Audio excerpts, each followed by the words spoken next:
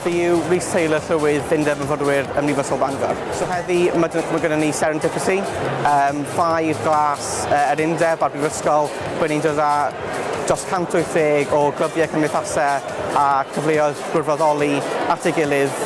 Jyst mae rhywun yn gallu cael blas o beth sydd i ddod a beth nhw'n cael allan o'n eu brofiad ym Mangor. Mae aelodaeth i bob un clwb cymdeithas a cyfle gwirfoddoli yn gwbl rhad ac am ddim.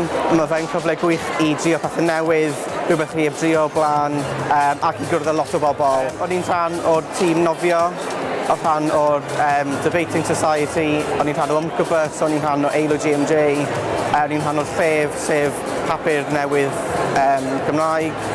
Mae fe'n neud bydd o le i chi os chi'n rhan o rhywbeth.